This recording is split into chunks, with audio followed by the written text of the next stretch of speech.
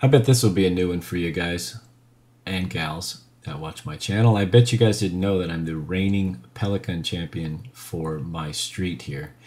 Yeah, we got a handful of us overgrown children that shoot pelicans in the backyard. And we hold our little, about monthly competitions. Yeah. And I got a couple long rifles, long arms that I like to shoot. And I usually stick with the 22 caliber. But let's talk about the actual pellet guns at a later date. What am I doing here today?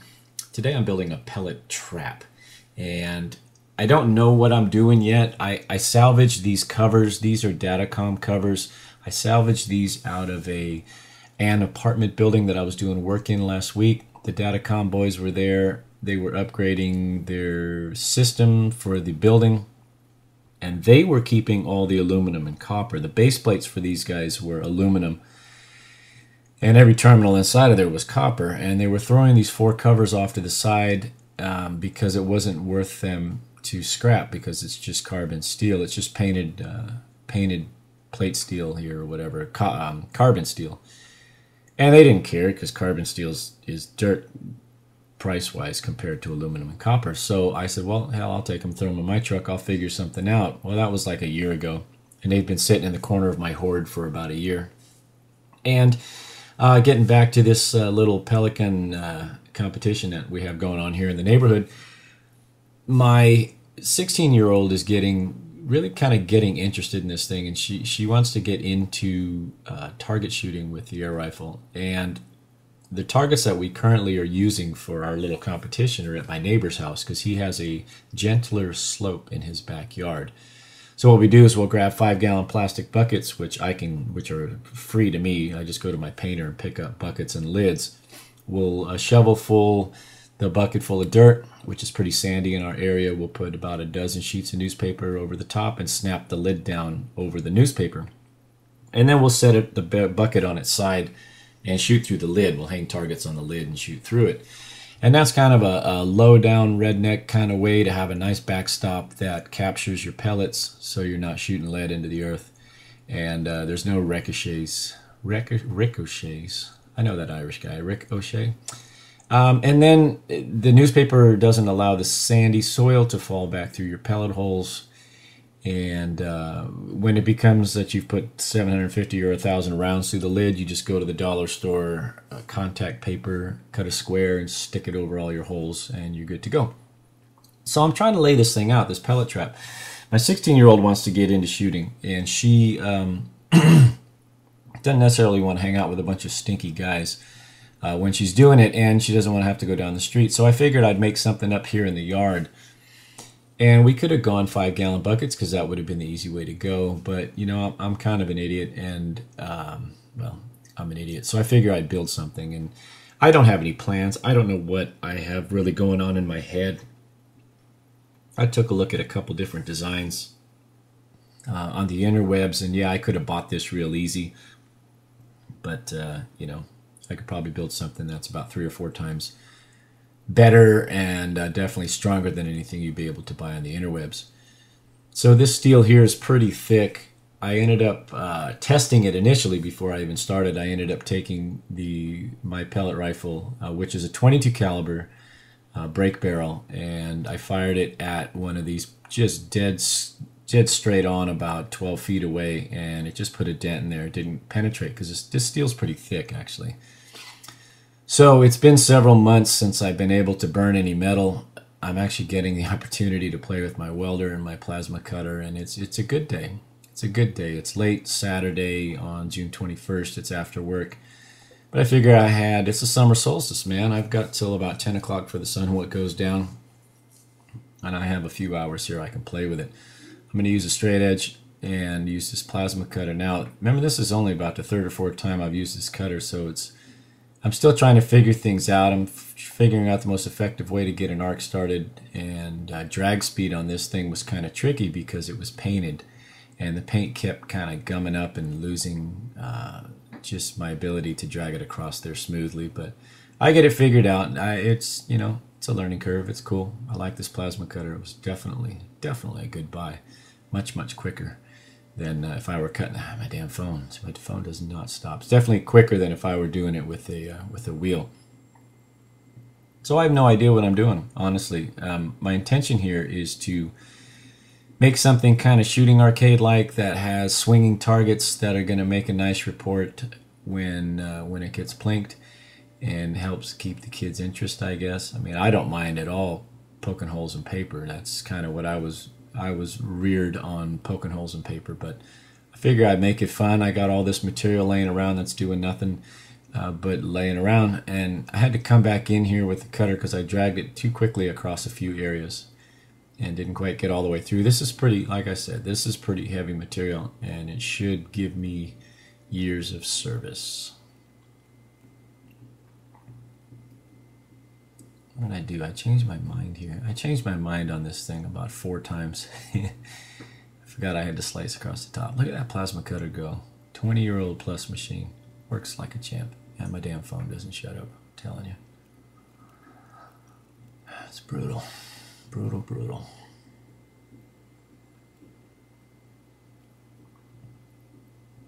I don't know what else to say. I'm not just going to talk. I'm going to let you guys watch. I'm excited about getting my kid into this. Actually, one of the other dads that... I see my phone will shut up. One of the other dads that plinks with us as a 10-year-old boy that is showing some interest as well. And I think it's a good, safe way for the kids to get out, get a little fresh air. You can shoot these things all day long in the neighborhood here as long as you are capturing your pellets. That's really all they care about. I don't live in a city. I don't live within city limits. I'm kind of in a county area, although there are quite a few houses in this county area now. They don't care what you do with these in your backyard as long as you're not creating ricochets, and as long as you're capturing your pellets. That way the enviros can't whine about you putting lead in the earth. And I do shoot lead pellets. So I had very little concept of what this was going to look like when all was said and done. But I think it came out all right, quite honestly. It's going to be pretty serviceable, and it's actually pretty big. There's about a 13 by 13 opening when all's said and done. And I'm able to hang both paper targets and the little flip targets, and I'll show you. The only reason I know that is because, well, it's already done. I'm sitting here doing this. So it's going to taper. It's going to do a horizontal and a vertical taper. Oh, it's pretty cool. Look at me. I don't know what the hell I'm doing. I'm just making it up as I go along. We're trying to see what's going to fit to shrink this box. And I decided I had to cut more off. It just didn't quite make sense. And I can't get the arc started because of the paint. Oh, it was good. Good times. That machine, I'll tell you what. It's a good deal. All right, I'm going to do a little regular talking here. I'll get off this this voiceover thing. Thanks for watching. 1 and 2. Here's the way I look at it. I'm going to run this one up at an angle, the bottom at an angle. The underneath kind of is going to look like that. So I can set it on something level, but then when you're shooting in this way, it'll hit a deflected surface, deflected surface, deflected surface. This one here will have the same deal, and then I'll just take this one and set it on top of this one, and you've got a huge window of opportunity to have little spinning targets and moving targets and whatnot. I think somewhere around here, I'm thinking I'm going to put a couple little pieces of metal here, here, and here that I could slip 3 or 4 pieces of cardboard to act as a buffer. So the pellets will go through the cardboard, rattle around back here, and then stay back behind there. They won't have enough force to come back through the cardboard. But 3 or 4 pieces. I'll figure out whatever size I need. I got a ton of cardboard boxes. That's not a big deal. 'Cause originally I was thinking I'd run a sand base or something down here, but nah. This will hold it back behind there. I like it. Let me get a little tacky, wacky on this, and let's see where we go from here. Alrighty. I got home from work a little after 4 o'clock today. It's coming up on 7:30. I have about 3 hours into this device. I'm not that good at freehanding with the plasma cutter through this 3/16 steel. Is that better? Yeah, through the 3/16 steel. These are supposed to be round, and this was supposed to be an oval. I don't know. I wanted little targets. Pink, pink. And then I just had some square stock hanging around. It's pretty cool. Actually, I think it's gonna... Hey, buddy. Now you can come out. Now that I'm not welding, Newman can come out. I don't need him getting blind. So what I ended up using for this is lamp rod. Some light fixture I had installed who knows when, right? It was a drop fixture, and they gave you all this extra rod in case you had to go to a tall ceiling. And I keep everything. It's brass. It's like some kind of brushed nickel over brass. It's round, which is what I wanted. It's soft enough to where if you were to hit it with a pellet, it won't ricochet back out. I'm not going to shoot BBs into this trap. I'm only going to shoot pellets. And pink, pink. The problem with this, though, is I can't weld to it. So likely what I'm going to do is I'm just take zip ties on either side of these guys, so they won't walk once you're shooting them and swinging them around. They won't walk. Just put a zip tie on either side. But I don't want to do that yet because I want to paint these. Okay, here's the cool part about it is these rods are locked in here, right? This rod's not going to go anywhere. Neither rod are going to go anywhere. And then ultimately when I get zip ties on here, these guys won't go anywhere. However, what if I want to shoot paper targets? What if I don't want... This is more for the kids, right? This is like a little shooting gallery for the kids, a fun little plinkster setup. But what if I want to shoot actual targets? This hole is about 13 by 13. So here's what I did. I can unscrew this because this is threaded, right? This is lamp stuff. This is for a lamp. So I can take it out. I can pull this out.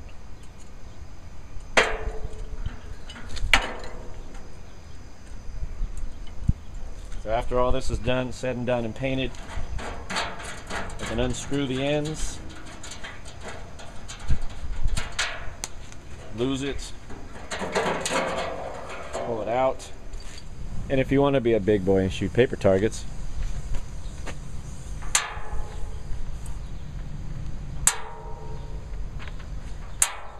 right? Huh. Yeah.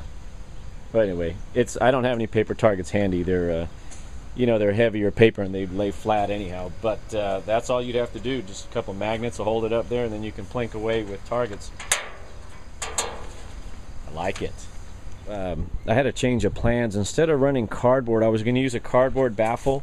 You know, cut 3 or 4 pieces of cardboard and have it set in here. I've got a bunch of this stuff, and I actually have some stuff around the house. This is some sort of flexible styrofoam packing stuff, like that would be packaged around electronic equipment. I have some in the shop somewhere that's about 2 inches thick. This stuff's about a little over a ½ inch thick or so.